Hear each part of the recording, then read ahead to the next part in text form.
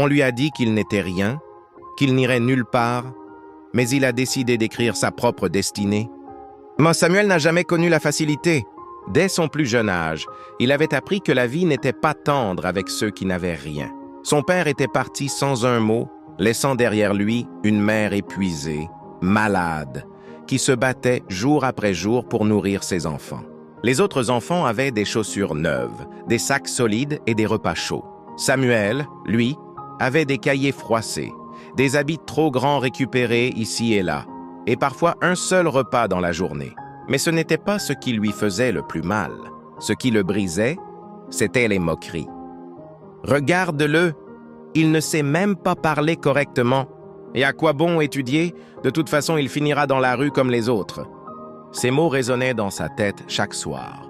Et souvent, il avait envie de tout abandonner. Mais en voyant le visage fatigué de sa mère, il se répétait « Si je lâche, qui nous sauvera ?»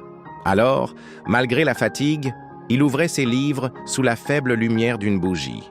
Ses yeux se fermaient, ses mains tremblaient, mais il continuait. Car il savait qu'il n'avait pas le luxe d'abandonner. Un jour, il échoua à un examen important. Tout le quartier le critiquait. On le savait, il n'a pas ce qu'il faut. Même ses amis commencèrent à s'éloigner de lui. Cette nuit-là, Samuel pleura comme jamais auparavant. Mais au lieu de céder, il se leva, essuya ses larmes et dit à voix basse « Vous verrez, je vais y arriver, je vais transformer ma douleur en victoire. » Les années passèrent. Tandis que beaucoup arrêtèrent l'école, Samuel persista. Il travaillait le jour, étudiait la nuit et tombait parfois de fatigue, mais toujours il se relevait. Chaque échec devenait pour lui une raison de continuer encore plus fort. Finalement, après des années de lutte, Samuel décrocha son diplôme.